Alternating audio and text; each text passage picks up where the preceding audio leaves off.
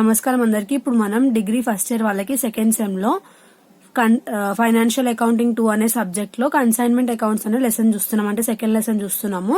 So ఇందులో మనం ఇప్పుడు వరకు ఏమేమి చూసాము, జర్నల్ ఎంట్రీస్ చూసాము, ఇంకా కన్సైన్మెంట్ అంటే ఏమేమి ఇన్వాల్వ్ అయి ఉంటాయి అవి చూసాము, ప్లస్ ఇంకా ఇందులో ఎన్ని లెడ్జర్ అకౌంట్స్ ఇన్వాల్వ్ అయి ఉంటాయి అని చెప్పి ఇలా మనం నార్మల్ గా చూసాం. బట్ లెడ్జర్ అకౌంట్స్ ఎలా చేస్తారో చూడలేదు.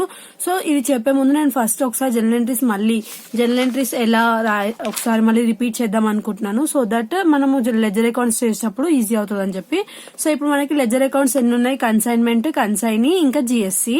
ఎందులో ఇది కన్సైనర్ లో, అంటే ఇప్పుడు మనం ఎలా అయితే ఓనర్ ఇంకా కన్సైన్ ఇద్దరు ఉంటారని చెప్పినా కదా. ఇందులో ఓనర్ అంటే ఎవరు, consignor, consignee. So consignor books లో జర్నల్ ఎంట్రీస్ చేస్తాము, కన్సైనీ బుక్ లో కూడా జర్నల్ ఎంట్రీస్ చేస్తాం. సో ఎప్పుడైతే ఓనర్ బుక్ లో చేస్తామో అప్పుడు 3 బాక్సెస్ అనేవి వస్తాయి మనకి లెడ్జర్ అకౌంట్స్ లో. లేదు ఎవరైతే ఏజెంట్ ఉన్నాడో అతని బుక్ లో చేసేటప్పుడు ఓన్లీ సింగిల్ బాక్స్ వస్తుంది. ఎప్పుడు సింగిల్ బాక్స్ వస్తుంది, ఒకవేళ డెల్ క్రెడార్ కమిషన్ అనేది ఇవ్వకపోతే. ఒకవేళ డెల్ క్రెడార్ కమిషన్ అనేది ఇస్తే అప్పుడు ఎన్ని బాక్సెస్ వస్తాయి, 1 2 3 4 బాక్సెస్ అనేవి వస్తాయి. అంటే 4 ఏవైతే బాక్సెస్ ఉన్నాయో వీటిని క్రియేట్ చేస్తాం. సో ఇప్పుడు ఇక్కడ కన్సైనర్ లో ఎన్ని బాక్సెస్ ఉన్నాయి, 3 boxes. So owner the main duty ఏంటిది ఇందులో కన్సైన్మెంట్ అకౌంట్స్ లో, గూడ్స్ ని కన్సైన్ చేస్తారు కదా. సో మనకి మెయిన్ అకౌంట్ ఏంటిది, కన్సైన్మెంట్ అకౌంట్.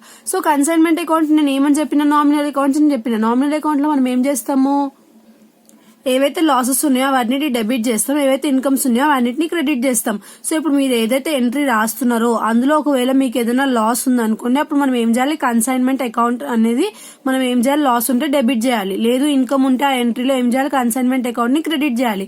ఆపోజిట్ సైడ్ ఆ లాస్ మనకి క్యాష్ ద్వారా అవుతుందా, లేదంటే కన్సైనీ ద్వారా అవుతుందా, లేదంటే ఏమన్నా చెక్ ఇచ్చినందువల్ల అవుతుందా అనేది ఎంట్రీ అనేది రాయాలి. నెక్స్ట్ అదే ఒకవేళ కన్సైనర్ దాంట్లో మెయిన్ అకౌంట్ మనకి ఏంటిది, కన్సైనర్ అకౌంట్. సో ఇక్కడ మనకి కన్సైనర్ అకౌంట్ ఏంటిది, పర్సనల్ అకౌంట్ కదా. సో ఇందులో ఏమవుతుంది అంటే రూల్ ఏంటిది, debit the receiver, credit the giver. ఒకవేళ కన్సైనీ రిసీవ్ చేసుకుంటుంటే అప్పుడు ఏం చేస్తాము, కన్సైనర్ అకౌంట్ ని డెబిట్ చేస్తాం. లేదు కన్సైనీ ఒకవేళ గివర్ అయితే అప్పుడు ఏం చేస్తాం, కన్సైనర్ అకౌంట్ ని మనం ఏం చేస్తాము, గివర్ కాబట్టి క్రెడిట్ చేస్తాం. సో ఇక్కడ మనం పాయింట్ ఆఫ్ వ్యూ లో చూసుకోవాలి. ఇది ఏదైతే మనకు రూల్ ఉందో ఆ రూల్ ని బట్టి ఆ ఎంట్రీలో ఏమవుతుంది, రిసీవింగ్ గా గివింగ్. ఒకవేళ రిసీవింగ్ అయితే కన్సైనర్ ని డెబిట్ చేస్తాము, లేదు గివింగ్ అయితే ఏం చేస్తాము, కన్సైనర్ ని క్రెడిట్ చేస్తాము. సో అలా చేసిన తర్వాత ఆపోజిట్ సైడ్ ఏం రాస్తాము, అది క్యాష్ ద్వారా అవుతుందా లేదంటే కమిషన్ వస్తుందా అనేది రాసుకుంటాము. సో ఇప్పుడు మనం ఎలా అయితే ఇక్కడ జర్నల్ ఎంట్రీస్ చూస్తాము. సో ఇప్పుడు ఇక్కడ జర్నల్ ఎంట్రీస్ లో ఏమవుతుంది, ఫస్ట్ గూడ్స్ పంపుతున్నారు. సో గూడ్స్ పంపేటప్పుడు ఏమవుతుంది, కన్సైన్మెంట్ టు జిఎస్సి. కన్సైన్మెంట్ ఎందుకు డెబిట్ చేసినాము, సో గూడ్స్ పంపుతున్నప్పుడు మనకి గూడ్స్ ఎవరు పంపుతున్నారు, ఓనర్ బుక్ లో చేస్తున్నాం కదా. సో ఓనర్ గూడ్స్ పంపేటప్పుడు మనకి ఇదేంటిది, లాసే కదా. సో లాస్ అవుతున్నప్పుడు కన్సైన్మెంట్ ఏం చేస్తున్నాము, డెబిట్ చేస్తున్నాము. అదే గూడ్స్ ఎందుకు మనం క్రెడిట్ చేసినాము, జిఎస్సి అకౌంట్ అనేది నేను ఏమని చెప్పినాను, జిఎస్సి అకౌంట్ రియల్ అకౌంట్ అని చెప్పిన. రియల్ అకౌంట్ రూల్ ఏంటిది, debit what comes in, credit what goes out. So ఇక్కడ ఏం వెళ్తున్నాయి, గూడ్స్ వెళ్తున్నాయి కదా. సో గూడ్స్ వెళ్తున్నాయి కాబట్టి దీన్ని క్రెడిట్ చేసినాము. సో అలా ఇప్పుడు ఇక్కడ కన్సైన్మెంట్ ని డెబిట్ చేసినాం. ఎందుకు, ఎక్స్పెన్సెస్ ఎవరైతే కన్సైన్ ఉన్నాయో అతను బేర్ చేస్తున్నాడు. సో ఇక్కడ కన్సైన్మెంట్ ని డెబిట్ చేసినాం అంటే ఇది అతనికి లాసే. కన్సైనీ ఎక్స్పెన్సెస్ బేర్ చేసినా కూడా తర్వాత ఇతనే పే చేయాలి కాబట్టి అతనికి అది లాసే. సో లాస్ దగ్గర కన్సైన్మెంట్ అకౌంట్ ని డెబిట్ చేసినాము. ఎవరు పే చేస్తున్నారు, ఇది కన్సైనీ పే చేస్తున్నాడు కాబట్టి అతన్ని ఏం రాసినాం. లేదు ఒకవేళ ఓనరే పే చేస్తుంటే ఇక్కడ ఏమొస్తుంది, క్యాష్ అనేది వస్తుంది. ఇలా వస్తుంది ఎంట్రీ. సో ఇలా మనము ఏదైతే లాస్ వస్తే కన్సైన్మెంట్ ని డెబిట్, ఇన్కమ్ వస్తే మనం కన్సైన్మెంట్ ని క్రెడిట్ చేయాలన్నమాట. అదే ఇప్పుడు మనం కన్సైనీ బుక్స్ లో జర్నల్ ఎంట్రీస్ చూసినట్టు అవుతే, సో ఇక్కడ ఏమవుతుంది, ఫస్ట్ ఏవైతే కన్సైనీ ఎక్స్పెన్సెస్ ఉన్నాయో అవి బేర్ చేస్తున్నాడు. సో బేర్ చేసేటప్పుడు రామాయణ్ కంపెనీని ఏం చేసినాడు, డెబిట్ చేసినాడు. ఎందుకు డెబిట్ చేసినాడు, ఇతను ఆ కరెంట్ సిచ్యువేషన్ కి ఎక్స్పెన్సెస్ పే చేసినా సరే తర్వాత మళ్ళీ ఆ ఎక్స్పెన్సెస్ ఎవరి దగ్గర నుంచి రిసీవ్ చేసుకుంటాడు అతను. సో ఎవరి దగ్గర నుంచి రిసీవ్ చేసుకుంటాడు, ఓనర్ దగ్గర నుంచి రిసీవ్ చేసుకుంటాడు కదా. ఇతను గీవర్ అయినా సరే తర్వాత ఇతనికి మళ్ళీ ఆ ఎక్స్పెన్సెస్ వచ్చేస్తున్నాయి, అంటే డబ్బులు అనేవి వచ్చేస్తున్నాయి కాబట్టి ఇతను ఏం బేర్ చేయడు. కాబట్టి ఇతను ఏం చేస్తాం మనం, ఇక్కడ కన్సైనర్ ని ఇతను రిసీవ్ చేసుకుంటాడు కాబట్టి debit the receiver, credit the giver. కాబట్టి ఏం చేస్తాం, రామాయణ్ కంపెనీ అంటే కన్సైనర్ అకౌంట్ ని డెబిట్ చేస్తాం. ఎట్లా రిసీవ్ చేసుకుంటున్న ఎక్స్పెన్సెస్, క్యాష్ ద్వారా. నెక్స్ట్ సేల్స్ అవుతున్నాయి. సో సేల్స్ అంటే debit the receiver, credit the giver. Sales అయిన తర్వాత ఇతను గివింగ్ అంటే ఇస్తాడు కదా, ఎంత సేల్స్ అమౌంట్ అనే అంత. సో ఇచ్చేటప్పుడు ఏం చేసినాం, కన్సైనర్ అకౌంట్ ఏదైతే ఉందో దాన్ని క్రెడిట్ చేసినాం. ఎలా ఇస్తాడు, సేల్స్ ఎలా అయి ఉంటాయి, క్యాష్ ద్వారా అయి ఉంటాయి. సో అవి cash to consignor account. Next commission. So ఇతను కమిషన్ రిసీవ్ చేసుకుంటాడా, ఇస్తాడా, రిసీవ్ చేసుకుంటాడు కదా. సో రిసీవ్ అంటే డెబిట్ ద రిసీవర్ అంటే ఏంటిది, డెబిట్ చేయాలి. సో ఎవరిని డెబిట్ చేయాలి, కన్సైనర్ అకౌంట్ ని డెబిట్ చేయాలి. నెక్స్ట్ ఆపోజిట్ ఏం రిసీవ్ చేసుకుంటున్నాడు, కమిషన్ అని రాయాలి. క్యాష్ అని చెప్పి రాయకూడదు. ఇందులో ఏం రిసీవ్ చేసుకుంటున్నాడు, కమిషన్. సో కమిషన్ అని రాయాలి డైరెక్ట్. నెక్స్ట్ అమౌంట్ ఏదైతే ఫైనల్ సెటిల్మెంట్ అవుతుందో ఈ ఎంట్రీ మనం ఎప్పుడైతే లెజర్ అకౌంట్స్ రాస్తామో అప్పుడు మనకి ఈ ఎంట్రీ వస్తుంది. ఎలా వస్తుందో ఇప్పుడు మనం లెజర్ అకౌంట్స్ చేస్తే మనకు అర్థమవుతుంది. సో ఫస్ట్ మనము ఏవైతే కన్సైనర్ అకౌంట్ ఏదైతే ఉందో అంటే ఓనర్వి లెజర్ అకౌంట్స్ ఏమున్నాయి, ఏమేమి చేయాలి మనం ఇందులో, కన్సైన్మెంట్ అకౌంట్ చేయాలి, కన్సైనీ అకౌంట్ చేయాలి, నెక్స్ట్ జిఎస్సి అకౌంట్ చేయాలి. 3 బాక్సెస్ వస్తాయని చెప్పిన కదా, సో 3 బాక్సెస్ వస్తాయి. సో ఇప్పుడు మనం ఏవైతే జనరల్ ఎంట్రీస్ చేసినామో దాన్ని బట్టి లెజర్ అకౌంట్స్ ఈజీగా చేయొచ్చు. సో ఫస్ట్ అకౌంట్ ఏంటిది ఇక్కడ మనకి కన్సైన్మెంట్ అకౌంట్. సో కన్సైన్మెంట్ అకౌంటే చేస్తున్నాం కాబట్టి ఈ జనరల్ ఎంట్రీస్ లో ఎక్కడెక్కడ కన్సైన్మెంట్ అకౌంట్ ఉందో అనేది చూసుకోవాలి. సో కన్సైన్మెంట్ అకౌంట్ ఎక్కడెక్కడైతే ఉందో ఆ ఎంట్రీస్ లో ఉన్న ప్రతి ఒక్కటి మనకి ఇక్కడ సైడ్ వస్తుంది. సో ఇక్కడ ఫస్ట్ మనకి కన్సైన్మెంట్ టు జిఎస్సి అని ఉంది. సో ఎప్పుడైతే మనకి డెబిట్ సైడ్, ఇప్పుడు క్రెడిట్ సైడ్ మనకి 2 అని ఉంది కాబట్టి ఆపోజిట్ సైడ్ ఏమవుతుంది, బై అవుతుంది. ఎప్పుడైతే లెజర్ అకౌంట్స్ రాస్తామో డెబిట్ సైడ్ ఏమో 2 ఐటమ్స్ వస్తాయి, క్రెడిట్ సైడ్ ఏమో బై ఐటమ్స్ వస్తాయి. ఇప్పుడు మనం చేసేదే కన్సైన్మెంట్ అకౌంట్ కాబట్టి కన్సైన్మెంట్ అకౌంట్ ని ఇగ్నోర్ చేసి కింద ఏముంది ఆపోజిట్ సైడ్ 2 జిఎస్సి అకౌంట్ అని ఉంది. సో 2 సైడ్ పెట్టి వస్తే ఇటు వస్తుంది. సో 2 జిఎస్సి అకౌంట్ అని చెప్పి అమౌంట్ రాసుకోవాలి. నెక్స్ట్ కన్సైన్మెంట్ అని ఉంది. సో చేసేది కన్సైన్మెంట్ అకౌంటే కాబట్టి బై సైడ్ ఇగ్నోర్ చేసి ఇది ఎట్ సైడ్ ఉంది, 2 సైడ్ ఉంది. సో 2 క్యాష్, సో క్యాష్ అని రాసుకోవాలి. నెక్స్ట్ మళ్ళీ కన్సైన్మెంట్ అకౌంట్ చేస్తున్నాం, కింద ముందు 2 Nathan of Bombay, so 2 Nathan of Bombay అని రాసుకోవాలి. నెక్స్ట్ మళ్ళీ consignment account 2 Nathan of Bombay అని ఉంది, మళ్ళీ 2 నథన్ ఆఫ్ బాంబే అని రాసుకోవాలి.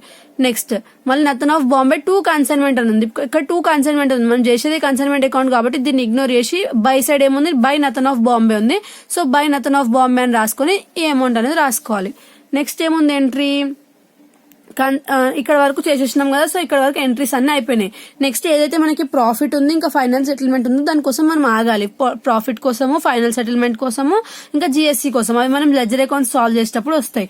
సో ఫస్ట్ 2 సైడ్స్ టోటల్ చేయాలి. ఈ ప్రాఫిట్ ని ఇగ్నోర్ చేయండి, ఇప్పుడు ఇంకా ఆన్సర్ రాలేదు. సో ఇక్కడ వరకు ఏవైతే అయినాయో వీటిని ఇంకా దీని రెండింటిని టోటల్ పెద్దగా ఏది ఉందో అది 2 సైడ్స్ వేసుకోవాలి. వేసుకున్న తర్వాత ఈ పెద్ద నెంబర్ నుంచి ఆపోజిట్ సైడ్ అన్ని టోటల్ చేసుకున్న తర్వాత ఎంతైతే అమౌంట్ వస్తుందో ఆ అమౌంట్ ని 24,000 నుంచి మైనస్ చేస్తే మనకి ఈ ఆన్సర్ అనేది వస్తుంది.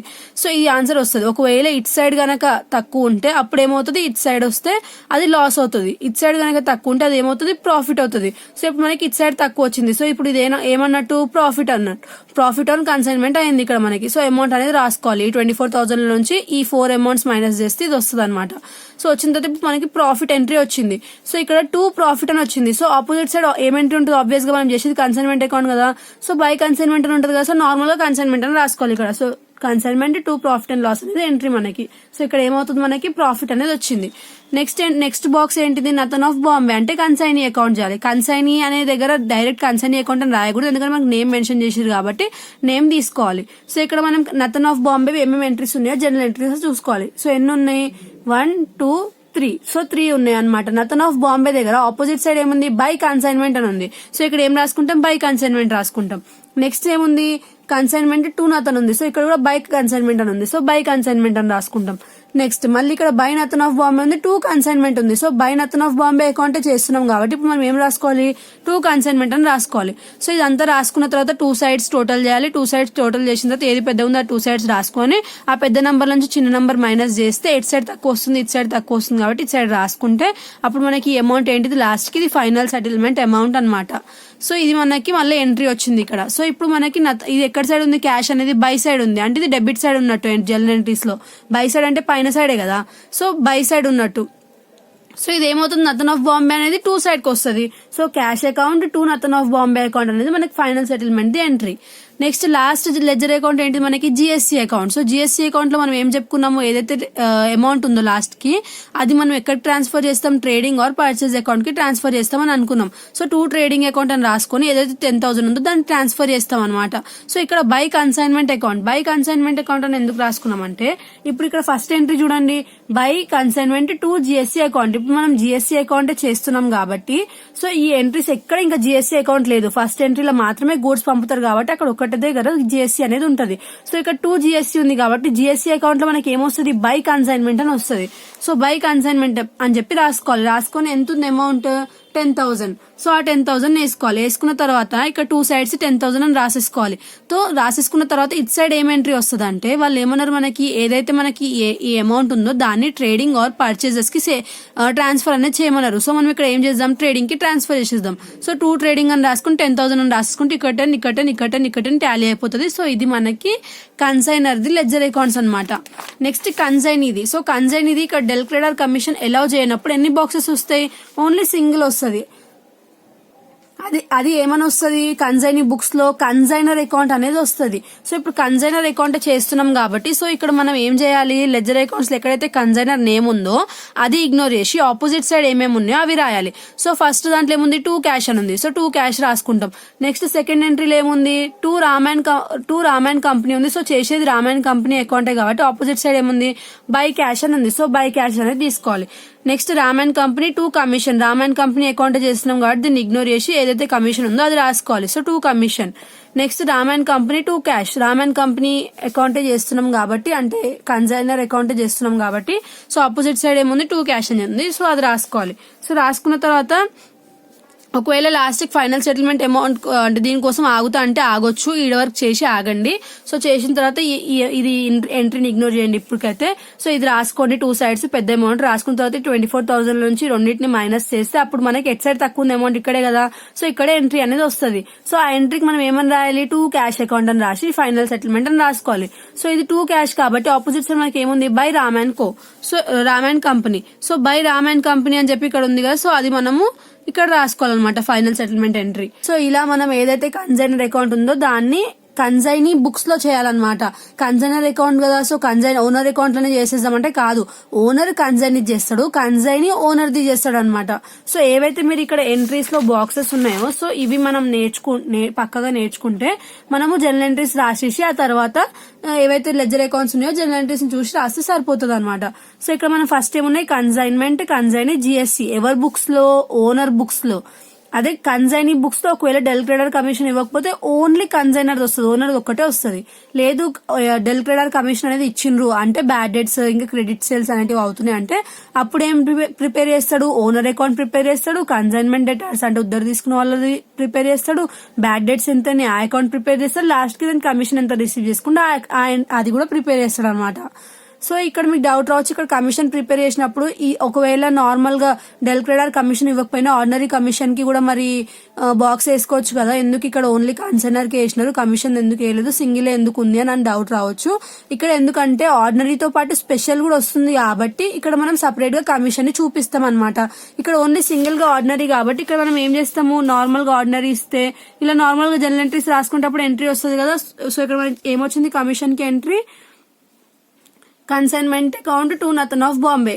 ఎందుకు ఇక్కడ మనకు ఓనర్ బుక్ లో consignment to Nathan of Bombay వచ్చింది, ఎందుకంటే నథన్ ఆఫ్ బాంబేకి కమిషన్ ఇవ్వడం ఓనర్ కి లాస్. సో అతను కన్సైన్మెంట్ అని రాసుకుంటూ కింద క్యాష్ బ్యాంక్ ఎందుకు రాయలేదు, ఎందుకంటే తను నతన్ కి ఇస్తుంది కాబట్టి నతన్ పేరే రాస్తాడు. సో అలా ఓన్లీ సింగిల్ గా కమిషన్ కి ఇలా అయిపోతుంది. అదే డెల్ క్రెడర్ అయితే మాత్రం ఇలా సపరేట్ గా బాక్సెస్ వేసి చూపించాలి. మనకి లెడ్జర్ అకౌంట్స్ ఇది సింపుల్ ప్రాబ్లం, మాక్సిమం ఇలాంటి ప్రాబ్లమే వస్తుంది ఎగ్జామ్ లో. బట్ అన్సోల్డ్ స్టాక్ ఇంకా ప్రొఫార్మా ఇన్వాయిస్ అలాంటి ప్రాబ్లమ్స్ కూడా ఉన్నాయి, అబ్నార్మల్ లాస్ అవి. సో అవి కూడా ఒకసారి చూద్దాం మనం సింగిల్ ప్రాబ్లమ్, సో దట్ మనకి ఐడియా ఉంటే ఎగ్జామ్ లో ఏది వచ్చినా రాయొచ్చు. సో ఇది మనకి ledger accounts. Thanks for watching.